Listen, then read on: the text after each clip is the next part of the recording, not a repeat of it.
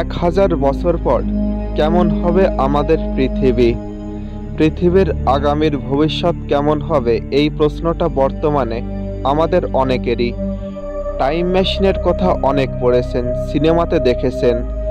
এছাড়া আপনার কল্পনার জগতেই আপনি কতবার আগে পিছিয়ে ভাবেন। এবার আজ থেকে ঠিক 1000 বছর পর কেমন হবে পৃথিবী? বলা বাহুল্য, সেই পৃথিবীর সঙ্গে নাকি আজকের পৃথিবীর কোনো মিলই থাকবে না। গাড়ি চালাতে লাগবে না চালক, প্রেমিকা না জুটলেও অসুবিধা নেই, মিলবে কৃত্রিম প্রেমিকা। এমনকি অমরত্ব লাভের সুযোগও থাকবে সেই প্রজন্মের সামনে।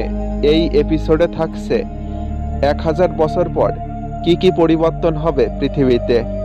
বন্ধুরা, ভিডিওটি শুরু করার পূর্বে একটি অনুরোধ থাকলো, ভিডিওটিতে অবশ্যই একটি লাইক দিবেন এবং এই চ্যানেলে নতুন দর্শক হয়ে থাকলে অবশ্যই সাবস্ক্রাইব করবেন। তো চলুন শুরু করা যাক।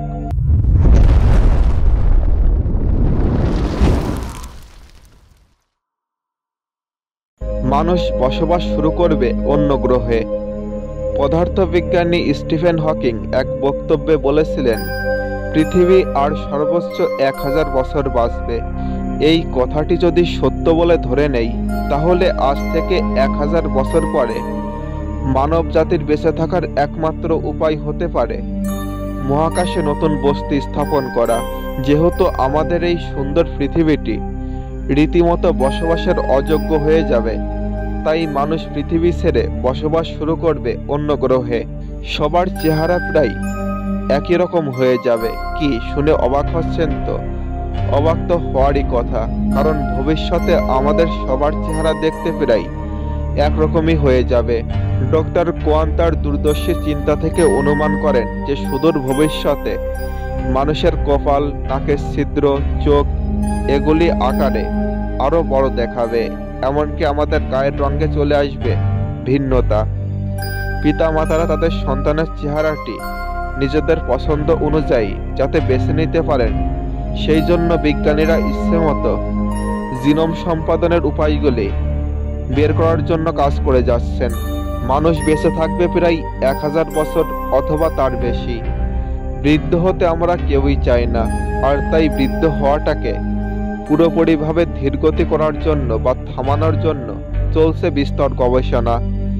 এই গবেষণার ইন্ধন যোগাচ্ছেন বৃদ্ধ হতে না চাওয়া বড় বড় ধনী ব্যক্তিরা। যে জিন বা টিস্যুর কারণে আমাদের বয়স বেড়ে যায়, সেই জিনকে নিয়ন্ত্রণ করার জন্যই গবেষণা করে যাচ্ছেন গবেষকরা। এই গবেষণার ফল হয়তো আমাদের রোগ প্রতিরোধ ক্ষমতা বাড়িয়ে প্রায় 1000 বছর অথবা তার বেশি সময় বেঁচে থাকতে সাহায্য করবে। থাকবে সুপারফাস্ট বুদ্ধিমান কম্পিউটার। 2014 সালের একটি সুপারফাস্ট কম্পিউটার আজ অবধি মানব মস্তিষ্কের সর্বাধিক নির্ভুল সিমুলেশন তৈরি করেছিল। এখন থেকে ঠিক 1000 বছর পর কম্পিউটার কাজ করবে এমন গতিতে যা সাধারণ কম্পিউটার করতে প্রায় 10 বছর সময়ের প্রয়োজন। কোয়ান্টাম কম্পিউটারগুলি স্থান অনুসন্ধানে, কার্যকর ঔষধ ও রোগ নির্ণয়ে রাখবে কার্যকর ভূমিকা। এই সুপারফাস্ট ও বুদ্ধিমান কম্পিউটার নিজেই মোটর গাড়ি চালাতে সক্ষম হবে। তবে একই সাথে কোয়ান্টাম কম্পিউটিং গোপনীয়তা ও তথ্য সুরক্ষার জন্য হুমকির কারণও হতে পারে। সব ধরনের ভাষা বুঝতে পারবে মানুষ। ভাষা বিজ্ঞানীদের মতে এখন থেকে 1000 বছর পর মোট ভাষার প্রায় 90% কালের গর্ভে হারিয়ে যাবে এবং বাকি ভাষাগুলো থাকবে সবার বোধগম্য। আবার এমনটিও হতে পারে যে আমাদের সবাইকে মাত্র একটি ভাষা ব্যবহার করে ভাবের আদান প্রদান করতে হচ্ছে। কমান্ডের মাধ্যমে বিল্ডিং ছোট বড় করা। কথাটি শুনতে বেশ অবাক লাগলেও প্রযুক্তির আদলে বিল্ডিংগুলো ভেঙে ভেঙে ছোট কিংবা বড় করতে পারবো। এক্ষেত্রে আমরা কিন্তু বর্তমানেই কিছু ফার্নিচার প্রয়োজনে ফোল্ড করে রাখতে পারি, আর চাইলেই বড়ও করতে পারি। ন্যানো টেকনোলজি প্রযুক্তিতে শক্তি ও দূষণ সংকটের সমাধান। 1000 বছর পরে ন্যানো টেকনোলজি আমাদের পরিবেশগত দূষণ মুক্ত করে সুন্দর একটি পরিবেশ উপহার দেবে। এছাড়া এই টেকনোলজি পানি ও বাতাস বিশুদ্ধকরণেও কার্যকর ভূমিকা পালন করবে। ভাসমান শহর। পৃথিবীর তাপমাত্রা বৃদ্ধি পাচ্ছে, একই সঙ্গে বৃদ্ধি পাচ্ছে সমুদ্রতলের উচ্চতা। তাই আশঙ্কা করা হয় 2050 সালের মধ্যেই নিউ ইয়র্ক বা মুম্বাইয়ের মতো শহরগুলো বন্যায় ডুবে যাবে। বিশ্বের প্রধানতম শহরগুলোকে বাঁচিয়ে রাখতে 2050 সালে ভাসমান শহর প্রযুক্তি মানুষের হাতে চলে আসবে। ফলে সমুদ্রে দেখা যাবে বিভিন্ন ভাসমান শহর। এগুলো বিস্তীর্ণ এলাকা জুড়ে হবে না।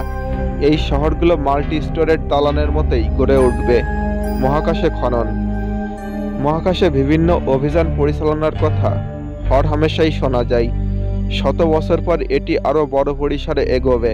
তখন পৃথিবীর বুকে তেল, গ্যাস, কয়লা বা সোনা খোঁজার মতো করেই মহাকাশের বিভিন্ন প্রান্তে গ্রহে মানুষ ঘোরাঘুরি শুরু করবে। পৃথিবীর বাইরে প্রাকৃতিক সম্পদের খোঁজ শত বছর পর মিলতে পারে। বন্ধুরা, আজকের ভিডিওটি কেমন লেগেছে তা অবশ্যই কমেন্টস বক্সে জানিয়ে দিবেন এবং শেয়ার করবেন আপনার বন্ধুদের সাথে। তো দেখা হবে পরবর্তী ভিডিওতে। ধন্যবাদ।